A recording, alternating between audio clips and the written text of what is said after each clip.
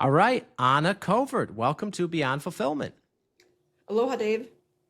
Aloha. Yes, Anna, you're in beautiful Hawaii right now. I And am. super excited to have you here because you actually have the largest digital marketing agency in Hawaii. You've been an entrepreneur for quite a few years. You're a podcaster. You're a multiple-time author. Crazy story that you have too. It's a very, I think our listeners will get a lot of value. So just to set the stage, can you talk about how you became an entrepreneur and then how you ended up here? Sure, I'd love to. Well, I think really when I think back, I started my first entrepreneurship at a very young age. I was selling my parents' pictures that I drew when I was just 5 years old. I'm like, oh, they had to buy the pictures from me. And I had my first business shortly after, a dog walking company at 8 with a girlfriend. And so I think it's always been in me. We had lemonade stands and I was always thinking about how to make money and business and, fulfilling needs for people. And so I went to business school in Boston and I did a degree in marketing. And back then there really wasn't digital advertising. I graduated in 2005. And well, yes, we had websites and there was some online things going on, but it was more like a virtual brochure, not what we have today. Obviously, there was no social media, and that kind of came later, right, and exploded. I actually moved out to Hawaii in the end of 2004, and I was not planning on staying here. I was actually at Bentley University in Boston, and I was in a 5-year master's accelerated program, but I had graduated in 3.5 years. So they're like, oh, you can't start the accelerated program in the middle, or you have to come back and start it with your peers because it's a 1-year program, right? So I came out to Hawaii. My parents were out here. My dad had retired early, and they were snowbirding, it's called. A lot of people from Aspen, where I'm from, do that. They come out, they basically, they come for the winters in Hawaii, and then they go back to Aspen in the summer. So I came out with a boyfriend I was with at the time, and I got bored immediately. Like, what was I going to do? And long story short, a friend of mine needed help with a nonprofit he was doing for the symphony. There was a big fashion show called Chic Fashion Forward that he had agreed to put on, but he was so overwhelmed, he really hadn't done much. And so I stepped in, and after it was concluded, I got 3 job offers. And one was with the symphony, another was with a golf course, being their marketing person, and the last one was marketing director for Paul Brown Salon and Spas, which was a really big opportunity. He had the largest salon and spa chain here in Hawaii, 7 locations. Eventually it became in an international product line. So I obviously didn't go back to Boston, and I stayed. And then flash forward, we had the recession, 2008, and marketing budgets kind of started shrinking up at this salon. I moved over to my first advertising agency and started doing traditional advertising there for, with lots of big clients. Long story short, there I met who would become my business partner in my first agency. So I was with Doug Harris for 2 years, then did a small stint with a lady who had this genius idea for a hat company called Etsis, which stood for Escaping the Sun in Style. And it was a sun protection brand for people who have, if you have skin cancer and you have to get something off your face, really, when you're walking your dog around the block, the sun reflects off of the surface of the ground and hits your face. And that's, damaging rays to your skin. There really wasn't anything beautiful out there for ladies to be able to protect themselves in the car and other places. So she had this really great idea, and I helped her then launch a product. And then I was 28, and this gentleman who was a creative genius at the agency I had been working at temporarily, he was there just kind of as a fill in for someone else. He approached me and said that someone had called him and wanted full agency services for a company called Go Airlines. And it was like a commuter airline here in Hawaii. And I was like, well, let's start our own agency. And he was reluctant because he was 20 years older than me. And he was very successful already just doing creative writing and creative production as a independent. But I convinced him, and we started Wind on Water Communications together. And we were doing that for, I want to say, six years, probably, before I decided that it was time for me to start my own agency. And I fired him, took all the clients and all the team, and rebranded as Covert Communication. Okay. All right. Wow. So quite an interesting career journey. I appreciate that high level overview.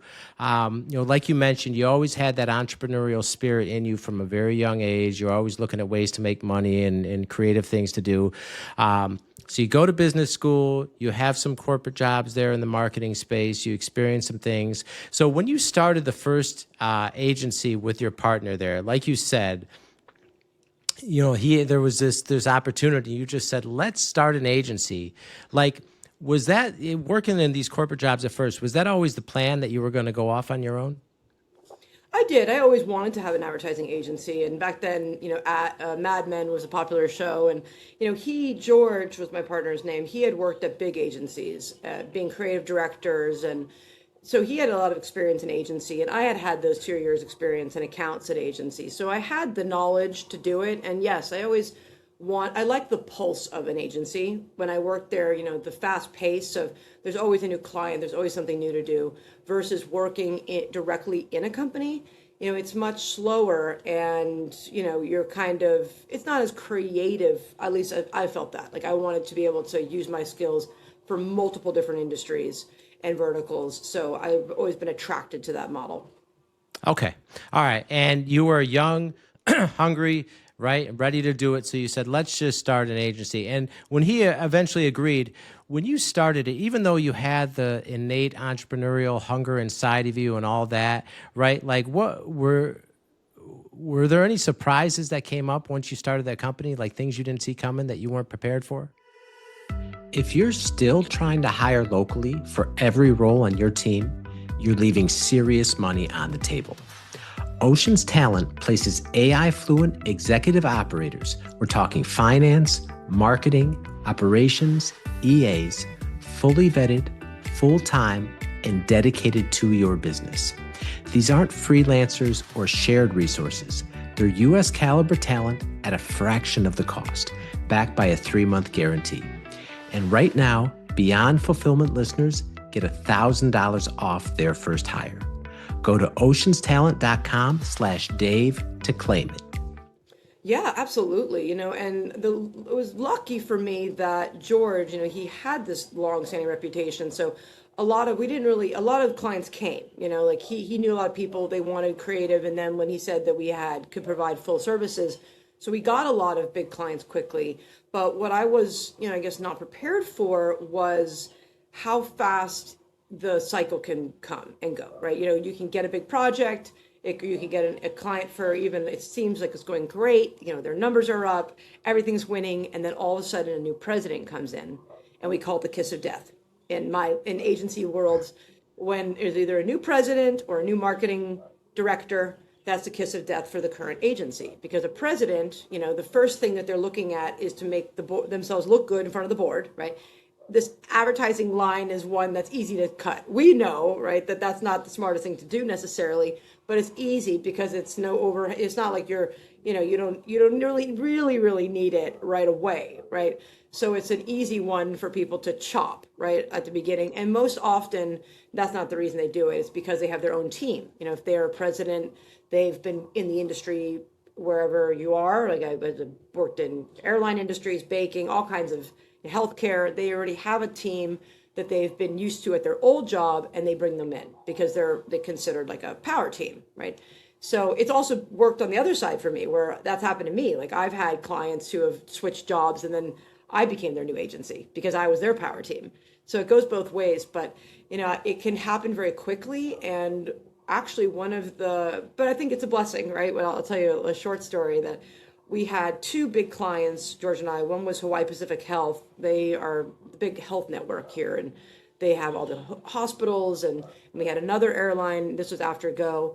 And in the same week, and I think maybe one other client, in the same week, 3 of our largest clients all decided we had the kiss of death. And so I started really panicking, right? I was like, oh my gosh, I'm gonna have to go back and get a regular job. And I was really scared, right? And George's like, don't worry, he was doing independent copywriting for an agency called Yellow Bus in California. And he's like, the owner there, he really could use some help in digital advertising. He doesn't really know it very well.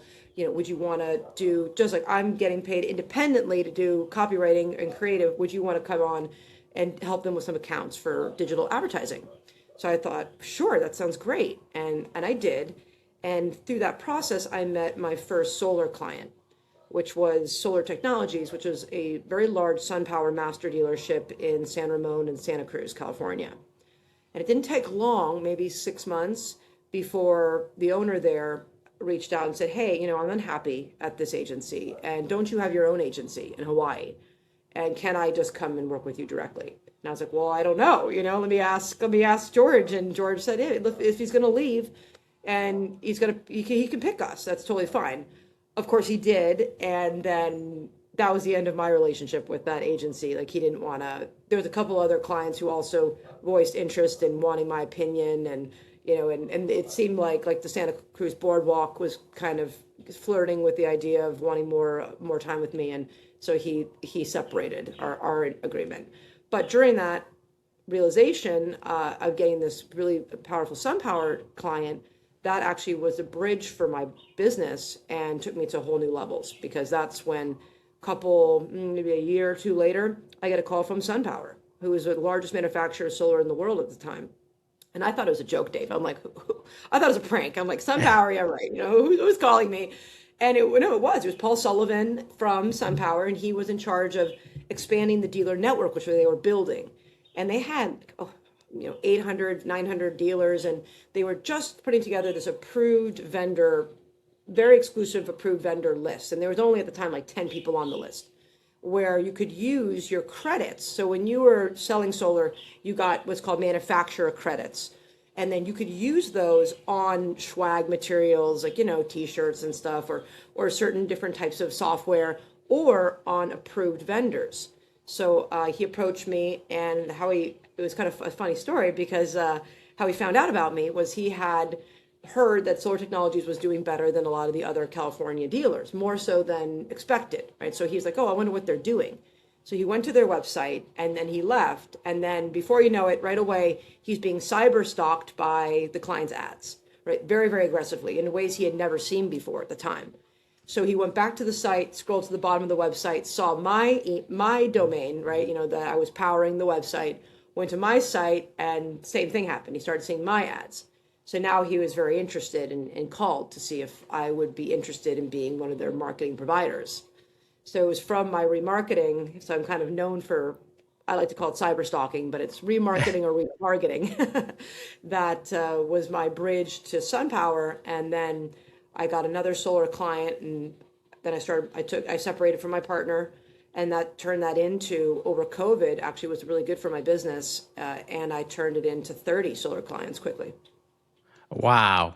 Okay. All right. So you have experience, you're getting into the industry, you find a veteran, you guys start an agency, it starts going really well, you learn a lot from him. Now, eventually too, right, it came to the point where it was time to separate, and you, I guess in your word, like he was, taking advantage of the situation? I felt like, it was twofold, because, what happened is that as time went on, less and less real traditional creative was being used. Right? People were moving toward online. The TV budgets were shrinking. People weren't doing a lot of print ads. It was all kind of moving online, right? And so I was doing everything, right? I was doing all the billing, all the social media. I was building websites, all the digital buys, PR, email blasts, and I'm PR, the traditional media. So I'm really grateful, because it made me aware of every facet of this business, right? And that's, I think, key for any entrepreneur out there. You have to know how everything works. You don't have to do everything, but you have to know how it does work so that you're not taken advantage of. But eventually, I was just being drowned in work, and there wasn't that much creative for him to do. And so he was supposed to, he had told me that he was going to support me. He was going to learn some new skills like SEO and such, but he didn't. And then the kind of icing on the cake, or the kiss, our ending for me, was when he called me and told me that he was going to go and shoot a television commercial in the mainland with this other agency, but he still wanted to get his full salary with our company, and no, he wasn't going to share any of the revenue from this other external project. Right? And I was like, all right, I was devastated, right? I felt really, really, really hurt, that we've been really close, and that he said he was going to help me, and instead he goes and does this other project.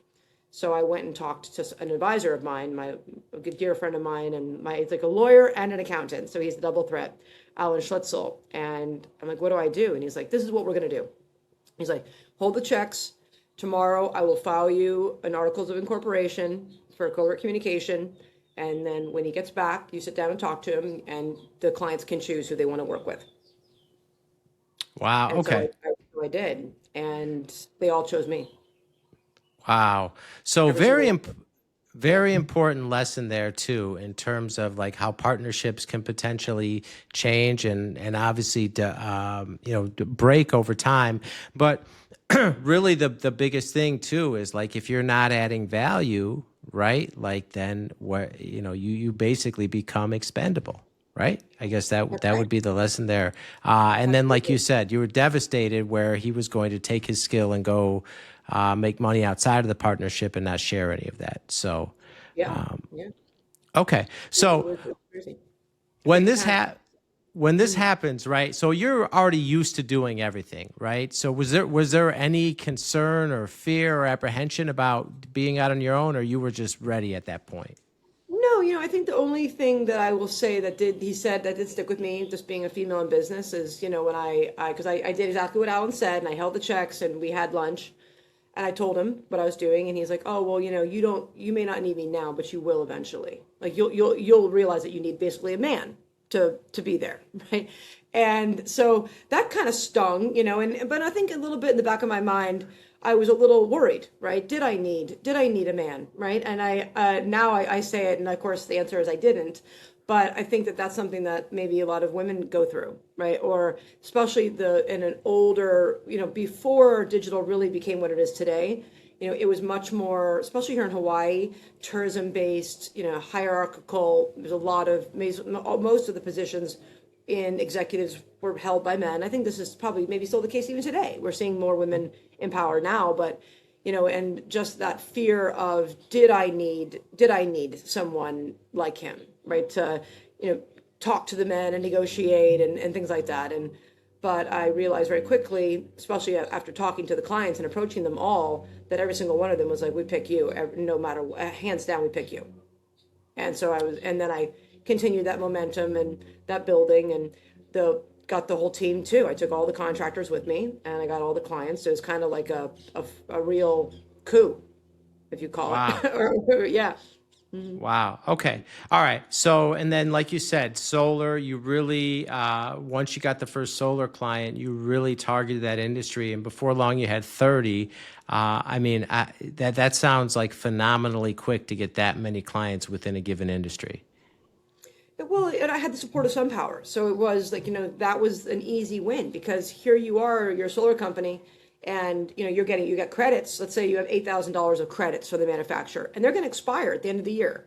Well, where are you going to use them? You could use them, you could pick me as your agency, and you can get 100% of that money and pay for my services, or you can pick a local agency and you can pay them direct. So it's an easy sell, right? Especially when you're supported by the manufacturer. So I was very grateful. I mean, it was incredible, and it kind of all. I'll tell you, Dave, it was interesting because I had those two clients, and there were two other agencies at the time in this network, and one was Live, one was Scorpion, and the other was Livecraft, I think it was called. But they were very big. One had 90, the other had 60. There might have been one more with really large numbers of solar clients. And I went to the first conference, and it was just like, scrappy and just me. And I was really excited about it, right? And I got three more. So I had five going into the COVID year.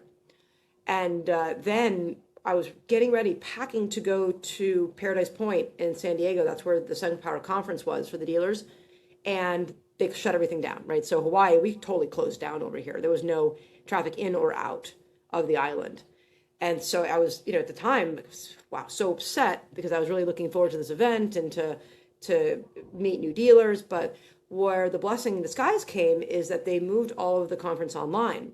And then they invited people like myself to do these training Tuesdays. So I was exposed to all these dealers one on one, and I was sharing different online strategies and tips with them. And that was the momentum, because now here we were in a time where people weren't meeting in person. They didn't think that they needed a local agency anymore, right? So that idea changed of where I was didn't matter. It was just that I knew more about this industry and I was a better fit.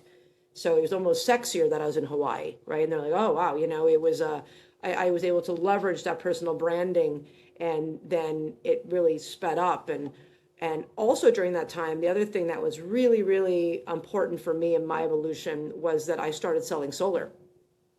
So I had almost started a solar company with another dealer in Vegas, who had convinced me that we could have kind of like a franchise out here in Hawaii, and it sounded great, right? But I won't get into all the details. But it didn't work out. But during that process, I had started to realize that I need to know how to sell solar if I'm going to be a business owner in a solar company. And I did. And after we parted ways very quickly, I went and started working with a SunPower dealer here in Hawaii. I was already doing some of their advertising, and then they invited me to do personal selling, because they wanted to expand their residential solar sales division.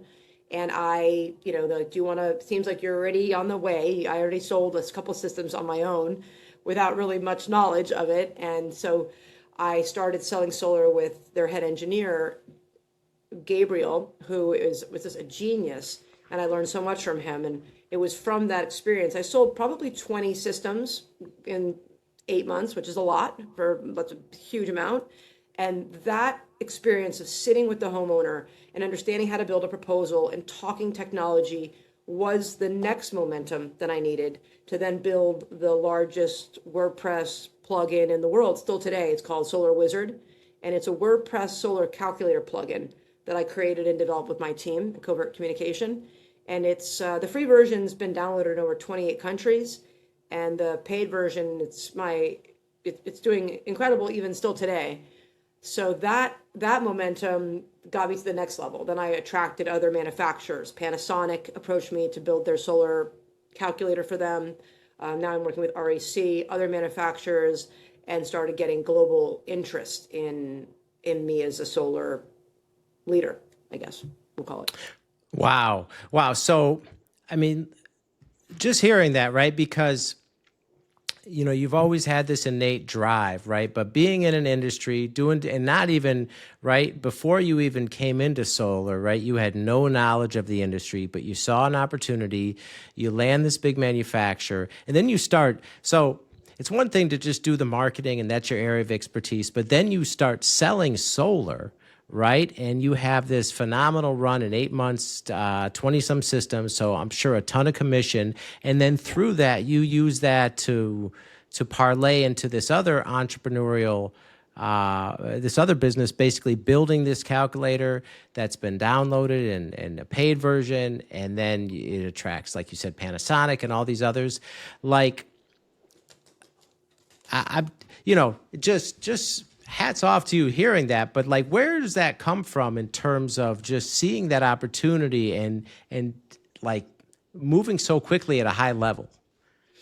I think a lot of it, I'm a big believer in the universe and, source, God, whatever you want to call it. And just how I always am guided is that, what is the thing I'm most passionate about at that time, right? So I'm not sure if you've heard of, there's someone else who, Bashar, he's like a kind of mystical, but, and it's called the formula. And it's like, well, what are you most passionate about? And if you can follow that even during the day, right? Okay, I could go for a walk, or I could read a book, or I could exercise. What is the thing that you're a little slightly bit more passionate about?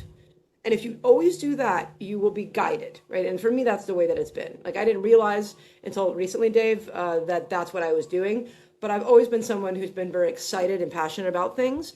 And now when I look back, I can see that, okay, it was a little bit of need, and I kind of had to, but I was also excited about it and learning something new. And then it was that excitement that's always just kind of been for me the glue of what I continue to do to get to each next step and write the books and all the things that have come after that. Okay. Appreciate that. All right. And let's talk about the books. So you've written, how many books have you written? Well, I've written 2. I've got them over here. So the first book was my Forbes book, which is The Covert Code, Mastering the Art of Digital Marketing. that Forbes published, and it's an Amazon bestseller. This came out June of 2024. And then last year, I self-published The Solar Coaster, which is the solar industry's ultimate playbook. And I launched this book at RE Plus, which is Renewable Energy Plus. It's the largest renewable conference in the world. It is in Vegas. There's like 35,000 people that attend, maybe more. And so I had a booth and I released this book with the intention, and I always write my books, Dave, like I never thought I'd write a book. Like I didn't think I'd write a business book. I always wanted to write a book, but I was going to write fiction, right? And I started some fiction books, and I've still been kind of fiddling with them. But both of these books came out of what I considered urgent need in our industries. The first, for digital marketing, was at the time, this is 2023. I started seeing a huge movement of all of our performance across multiple Google Ads campaigns and Meta campaigns were declining, right? And this wasn't just in one industry, it was all industry. And I'm like, well, how can this be? That doesn't make any sense. There's more online people, or people are online more. And how could there be this 30% decline that I'm seeing universally? And right then I get served an ad from a company called ClickCease, which is my favorite bot protection company. They said, oh, did you know that 29% of all online ads are fraudulent? And I'm like, that aligns with my numbers, right? So I sign up for a free trial. I hook up all my accounts. Immediately, I see the numbers start to return to what I expected them to be in terms of conversion rate. I was floored, right? Couldn't believe it. And then, I kept getting more and more calls. I speak to a lot of people. I'm very blessed with how many referrals I get. And every single call was the same story, that people had been through 3 or more agencies, spending hundreds of thousands of dollars, if not more, before speaking to me. And they were just, I had grown men crying to me on the phone, Dave, about where had I been, and, because they were desperate. And I realized that someone had to do something, right? And we needed to get this word out faster. So for my 40th birthday, I was in Sweden, and my mom's Swedish, and I'm a Swedish citizen as well. So I go back to Sweden during the summers, which is beautiful and wonderful. So I sat down and I just really committed, and I wrote the first draft of the Covert Code in very short time, 2 weeks, and came back to America. My assistant had set up a meeting with Forbes for me, and I pitched them, and didn't think I was done with my book. But I had already written 57,000 words, and they're like, you're done, stop writing. Because a business book, I don't know if you know this, I didn't. A typical business book is between 45 and 55,000 words. And it really shouldn't be longer than that. Because that's the attention span, right? You should be able to get the information in, a business reader wants to get the information and then move on to the next thing.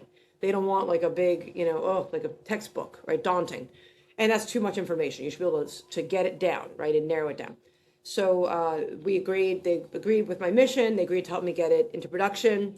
And, I passed all the tests. I was invited to be a very exclusive Forbes author. There's less than 2,000 of us worldwide. So it's a big honor for me to be aligned with them. And that book came out and has been doing very, very well.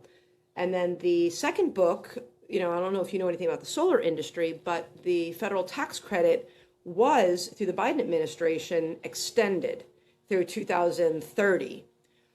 Actually, it was 2031, actually. But when Trump took office for the second time, he last year put a kibosh on it, and he canceled the tax credit. So it expired it expired last year, at the end of last year. So the industry I knew was going to be, and it was interesting because we didn't know that. When I started writing the book, SunPower, the one we had talked about earlier, had filed bankruptcy. And that created a huge ripple of all of these different solar financing companies, solar manufacturers. I mean, it was just, everyone was going through a really hard time, right? So I started writing the book when they had filed for bankruptcy. And by the time I ended the book, they had been repurchased and had relaunched, right? But Trump had announced the big, beautiful bill on July 4th of that year that he was going to end the tax credit. So it was kind of like a very critical time for the industry. So this book is all about sales and marketing strategies. I've got case studies with a lot of different clients of mine, manufacturers, how to build and create call centers and lead programs, and technology, of course, because I'm a big big active, I do a lot of workflows and go high level and automations. But that book came out at, during the conference. I gave them away for free, and I'm still giving the book away on my website for free. People just pay for shipping, $10, because the industry is in such a hard time right now, and people are closing up. I actually lost a lot of clients myself because they just couldn't make it after SunPower's bankruptcy. They owed a lot of people money. A huge wave of solar sales companies couldn't make it. They all closed. And now we're still seeing, now there are over 4 million what's called solar orphans. Okay. And what that means is that you have solar on your roof, either the manufacturer, the solar company, or the installer, or in some cases, all three are no longer in business. So now you have a system on your roof, but the manufacturer is no longer in business, so there's no manufacturer warranty, right? The installer who did it is out of business, so there's no one to service your account. And maybe, so it's creating this ripple effect of a lot of systems that need to be serviced and monitored. And a lot of companies won't agree to help people like that, because there's a saying, the last man on the roof, right, is responsible. So if you get up there and you break some tiles, or now there's leaking on the roof, you could be liable for that. So it's a very intense time for the industry, and that's why I call the book The Solar Coaster, which is a industry term for the radical ups and highs and lows that we've gone through since over the last 40 years, and we're right in the middle of one right now. Ah, okay. All right. And also you host a podcast, which is called what's the podcast called? The Covert Code. I actually have two podcasts. The Covert Code, which you were on, that's releasing today, which is June 12th. For everyone, I'm not sure when this is going to release, but June 12th, 2026, I got to speak with you, which was wonderful. Thanks for being a guest. And that, I'm very grateful. We're just shy of 200,000 subscribers, and it's just a little over 2 years old. So it's really, really been a very wonderful experience. And the second podcast is The Solar Coaster.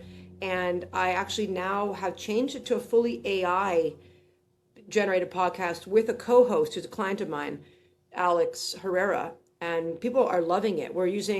Before I had the same format as, interviewing a guest, and I thought it'd be easy, Dave, because I had so many people I knew in the solar industry.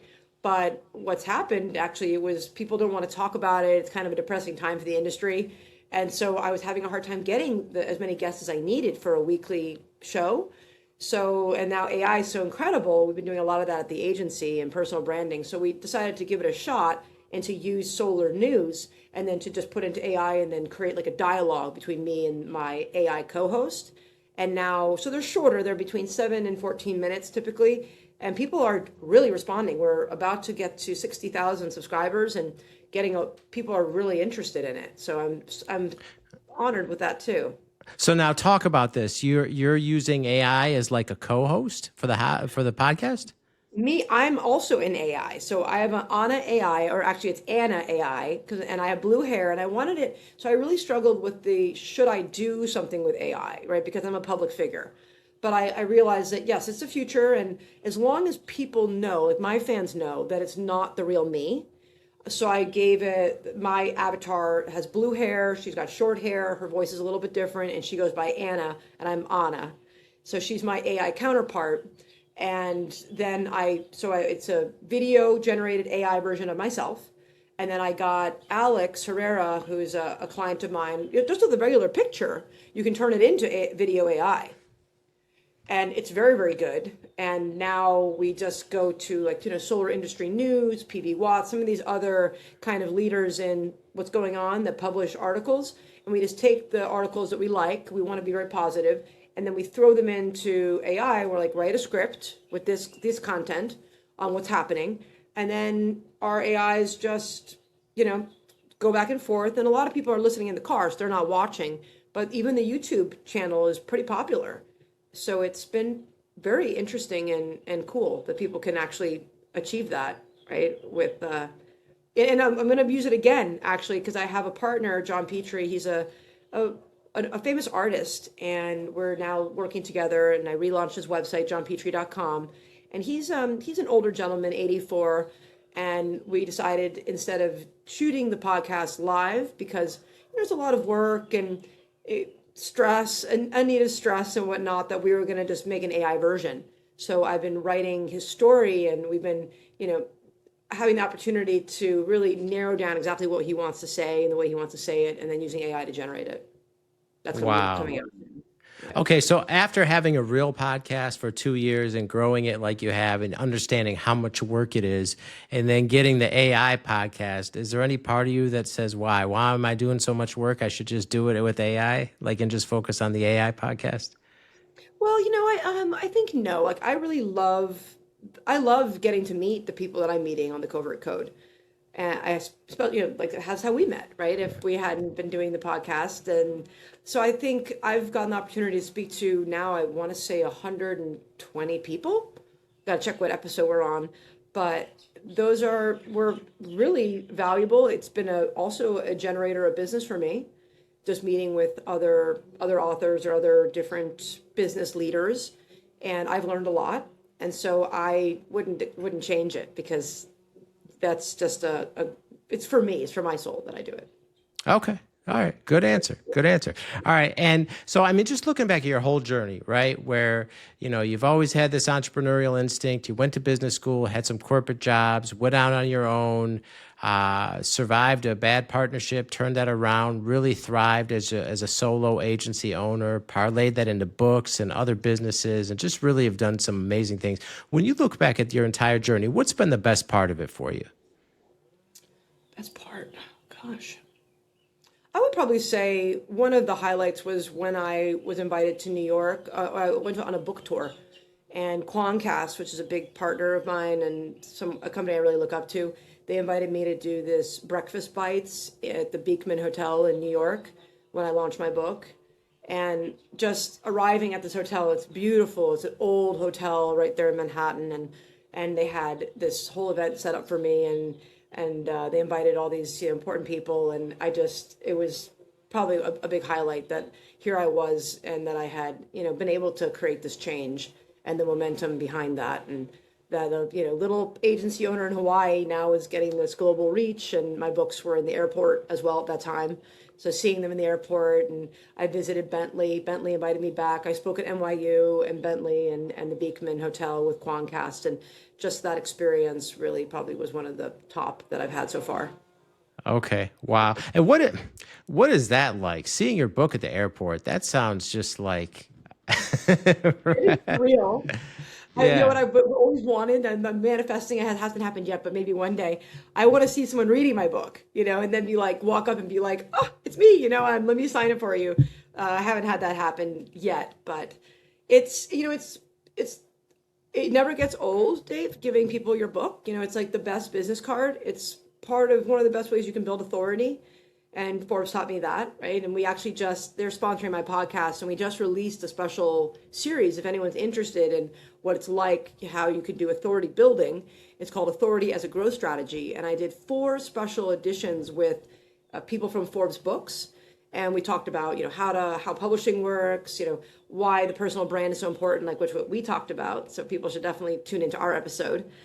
And other different ways that you can leverage authorship to, instead of a business card, right, you give someone a book, and there's just a whole nother experience and weight that offers you, because in our community, we're taught to revere books, right? That's how we're raised. You don't throw a book in the trash. You might give a book away, you might drop it off but you really rarely see people throwing books away, right? Because of the way that we're raised and the respect that we give to books, which we should, right? So having that ability to give someone your book and sign it for them, and it's just a really wonderful feeling, and definitely has helped me stand out in large rooms and get me other public speaking and stuff like that, that I've been working on. Love that. Okay. All right. And Anna, if people are seeing this and they want to learn more, they want to potentially use your digital marketing services or connect with you for any other reason, what's the best way people can find you online? I would love for people to just ask AI, who is Anna Covert? Because that's also helps me with my search engine optimization. But I'm the first 4 pages of Google. Every single listing is me and my companies.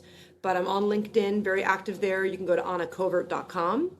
You could go to Covert Communication, the Covert Code. But if you go to my LinkedIn profile, I have all my businesses there, very active on LinkedIn. And that's the best place to reach out and find more out about me. Okay. All right. And we will link all that in the show notes for everyone. All right. Well, Anna, thank you so much for taking the time to be here and sharing all this incredible wisdom from your journey with our listeners. We greatly appreciate it. Thank you so much for having me, Dave. Aloha to everyone.